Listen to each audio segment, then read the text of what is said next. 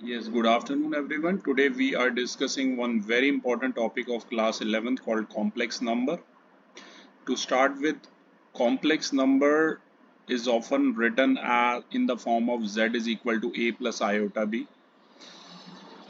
आपने अपनी previous classes में 10 क्लास में पढ़ा था कि अगर x square plus one equal to zero होता है तो एक्स स्क्वायर सॉल्व करके आ जाता है -1 और माइनस नेगेटिव नंबर का स्क्वायर रूट रियल रूट्स नहीं होते, उसके इमेजिनरी रूट्स होते हैं। ये बात हमने आपको 10th में पढ़ाई थी, ठीक है ना।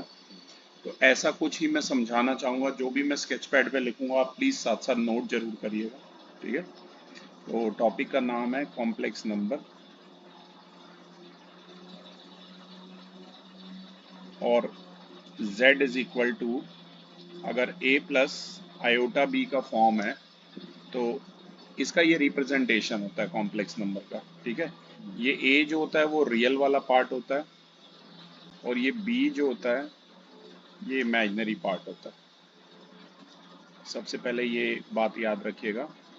रियल पार्ट को ना कुछ ऐसे लिखते हैं, रियल पार्ट ऑफ z वो जो है a है और इमेजिनरी पार्ट ऑफ z जो है वो स्मॉल b है, ठीक है ना। ये कॉम्प्लेक्स नंबर का रिलेशन है। मैं थोड़ा सा याद दिलाता हूँ आपको। 10th क्लास में अगर ऐसा क्वेश्चन आता था x square plus one equal to zero, तो हम लिखते थे x square equal to -1, one को उधर ले जाओ, एक्स हो गया रूट ऑफ -1। और नेगेटिव नंबर के रियल रूट्स एग्जिस्ट नहीं करते थे, हम आपको ऐसे लिखवाते थे real roots are not possible. साथ साथ नोट करते रहना, ठीक है। ओनली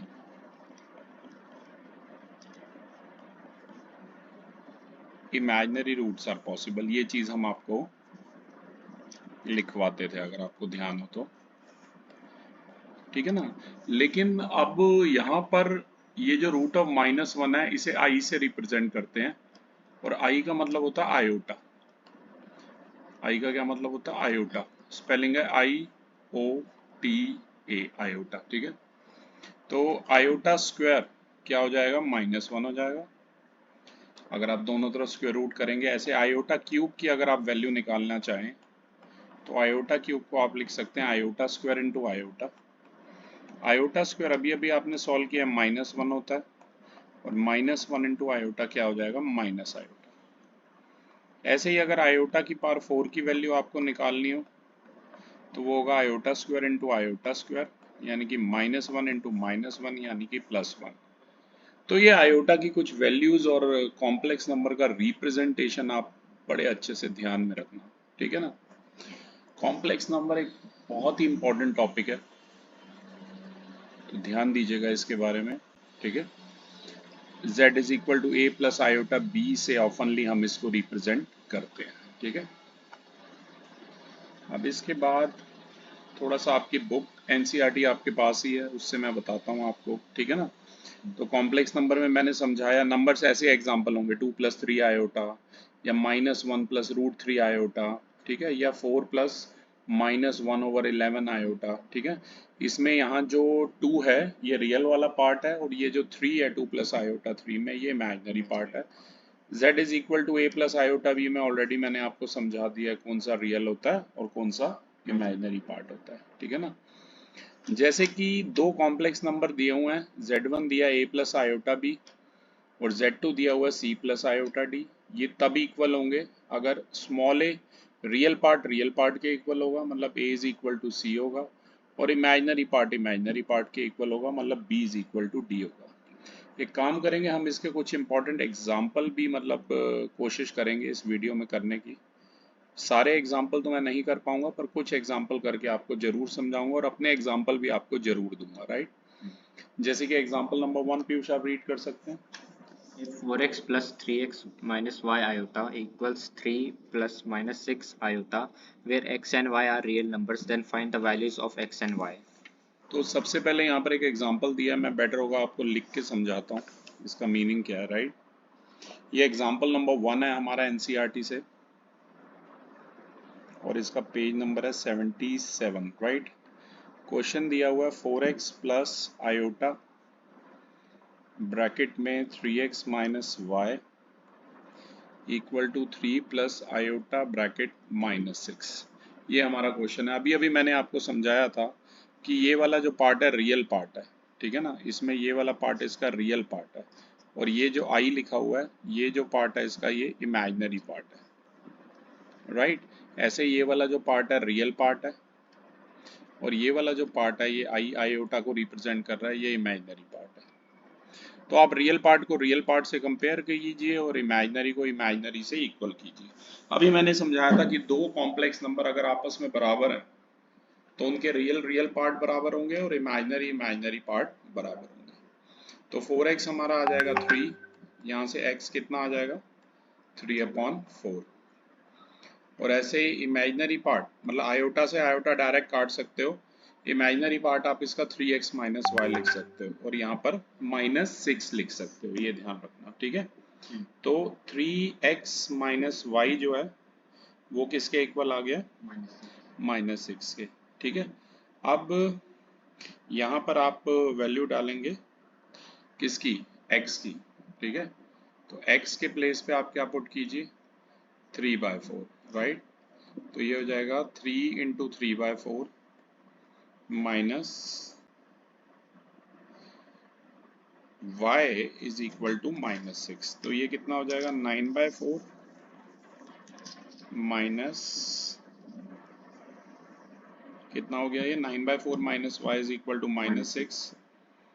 न्यूमरल्स एक तरफ वेरिएबल एक तरफ, तो ये आ गया 9/4 प्लस 6/1, ठीक है। यहाँ आ गया 4, यह आ गया 4 इंटू 6 24, ठीक है। तो ये y कितना आ गया बेटा हमारा 33/4 आ गया, ओके। ये ध्यान रखना, ठीक है। तो ये सबसे पहले मैं पिक आपको भेज रहा हूँ, एक सेकेंड। सबसे पहले ये पिक मैं आपको सेंड कर देता हूँ।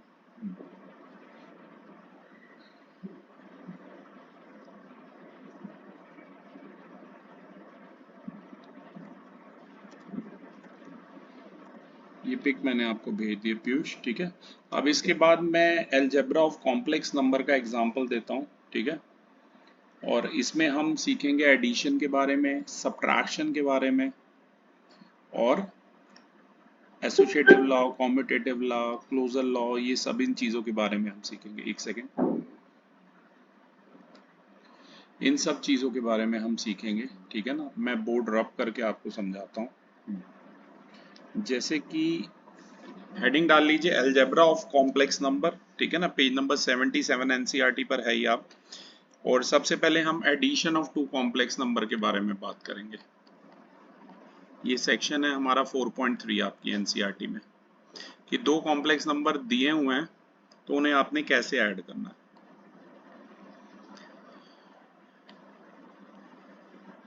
देखो, मान लीजिए Z1 दिया हुआ है a प्लस आयोटा b और Z2 दिया हुआ है c प्लस आयोटा d।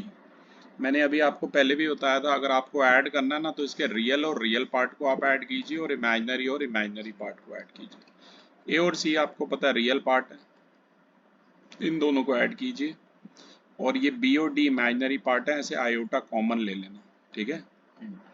और ये आ जाएगा b प्लस डी। तो Z1 प्लस Z2 हमारा कितना आ गया a plus c plus iota b plus d. एक एग्जाम्पल दे के मैं आपको समझाता हूँ। मान लीजिए Z हमें दिया हुआ है 2 प्लस 3 आयोटा और Z2 हमें दिया हुआ है -6 प्लस 5 आयोटा। अब आपको इन्हें ऐड करना है, तो डायरेक्टली आप कर सकते हैं, रियल और रियल पार्ट को ऐड करो। थोड़ा सा मैं लिख के समझाता हूँ। ये 2 plus into -6 plus into minus तो माइनस हो जाएगा, राइट, प्लस आयोटा ये हो जाएगा 3 प्लस 5, तो ये कितना हो जाएगा, ये हो जाएगा -4 प्लस 8 आयोटा हो जाएगा, राइट। -4 प्लस 8 आयोटा हमारा हो जाएगा, राइट। तो ये हमारा एडिशन। अब एडिशन के आपको लॉ भी ध्यान होंगे, जैसे कि एडिशन में एक लॉ आपने पढ़ा था क्लोजर लॉ, ये सब 8th क्लास में आपने पढ़े हैं। क्लोजर लॉ ये कहता है कि जो सम होगा ना दो कॉम्प्लेक्स नंबर का वो खुद भी एक कॉम्प्लेक्स नंबर होगा। मतलब Z1 प्लस Z2 आप करेंगे तो एक कॉम्प्लेक्स नंबर ही आएगा, कोई तीसरा भी आ सकता है, Z3 आ सकता है, राइट। जहाँ एग्जाम्पल जरूरी होगा, वैसे तो एग्जाम्पल खुद ये वाला तो बना ही सकते हो, राइट। जैसे ये दो कॉम्प्लेक्स नंबर थे Z1 Z2, इन्हें हमने ऐड किया तो ये Z3 आ गया, और Z3 क्या है, ये खुद भी एक कॉम्प्लेक्स नंबर है, ठीक है। दूसरा लॉ जो होता है वो होता है कॉम्यूटेटिव, ये सब 8th क्लास में आपने पढ़े हैं अगर आपको याद हो, रैशनल नंबर में, ठीक है ना। लॉ वही है, बस अब हम आयोटा के टर्म में बोलेंगे। कॉम्यूटेटिव लॉ कहता है Z1 प्लस Z2 जो है वो Z2 प्लस Z1 के इक्वल होगा, ठीक है। जैसे मैं यहाँ पर आपको एक बना के देता हूँ, मान लो Z1 है 1 प्लस 2 आयोटा और Z2 है 3 प्लस 4 आयोटा। तो अब आपको एक काम करना है, सबसे पहले आप Z1 प्लस Z2 बताओगे। Z1 प्लस Z2 हमारा हो जाएगा 1 plus 2 iota plus 3 plus 4 iota. 3 plus 1 ये हो गया 4 और 4 प्लस 2 ये हो गया 6 आयोटा, राइट। ऐसे ही Z2 प्लस Z1 अगर आप निकालना चाहते हो तो पहले Z2 लिख लो, पहले लिख लो 3 प्लस 4, ऐसे ही रिप्रेजेंटेशन लिखो जैसे मैं लिख रहा हूँ, शॉर्टकट मत मारना कोई, ठीक है। और ये इसकी जगह लिखो 1 प्लस 2 आयोटा, तभी प्रॉपर्टी क्लियर होगी। तो ये 3 प्लस 1 कितना हो गया 4 और 4 प्लस 2 कितना हो गया 6 आयोटा हो गया, राइट। तो ये था हमारा कॉम्पिटेटिव लॉ। पहले मैं ये आपको सेंड कर देता हूँ,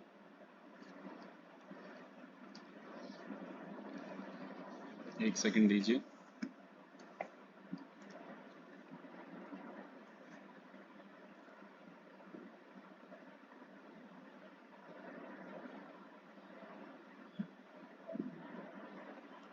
मैं आपको सेंड कर रहा हूँ, ठीक है। ये था हमारा कॉम्पिटेटिव लॉ। अब मैं बोर्ड रब कर रहा हूँ, ध्यान दीजिए। अगला जो इसी का थर्ड लॉ है वो है हमारा एसोसिएटिव लॉ।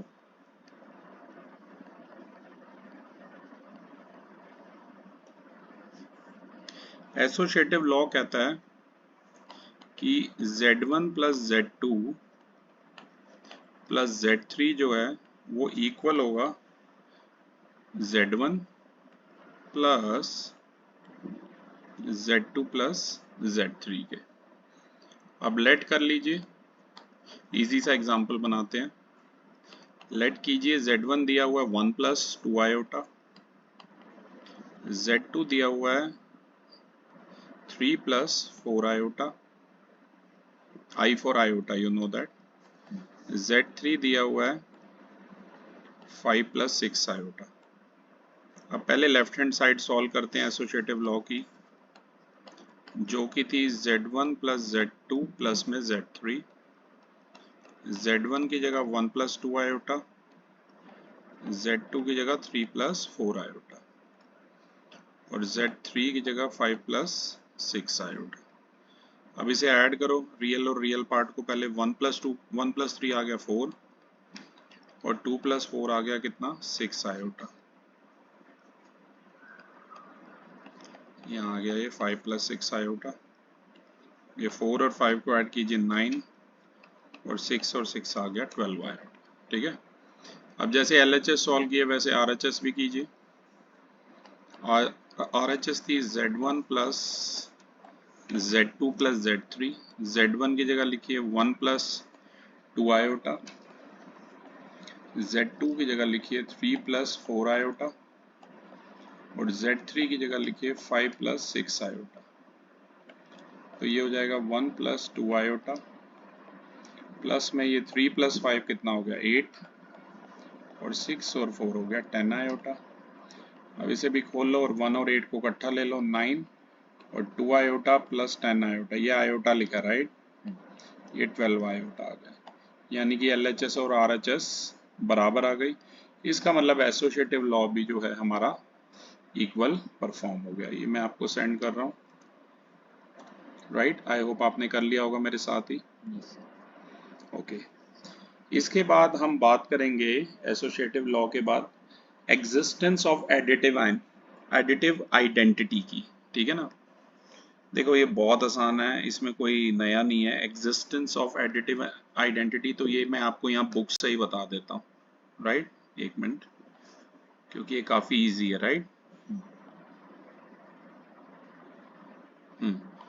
ये देखिए, एग्जिस्ट, फोर्थ वाला point, existence of additive identity कहता है कि there exist the complex number 0 plus iota 0, मतलब 0 को ऐसे लिखेंगे 0 प्लस आयोटा 0, और अगर z में कोई भी कॉम्प्लेक्स नंबर है उसमें 0 ऐड करोगे तो वही सेम z ही आएगा, राइट। पहली बात।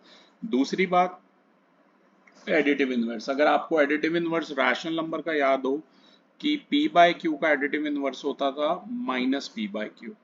एक नंबर में क्या ऐसा ऐड करें कि आंसर 0 आए, उसका नेगेटिव ऐड करेंगे, राइट। तो a प्लस आयोटा b अगर z है हमारा, तो उसका जो यू नो मतलब एडिटिव इनवर्स होगा वो उसका माइनस होगा, मतलब a प्लस आयोटा b का जो एडिटिव इनवर्स है वो हो जाएगा minus a minus iota b। तो क्लास ये था हमारा फर्स्ट इंट्रो, जल्दी हम इसका दूसरा वीडियो भी बनाएंगे।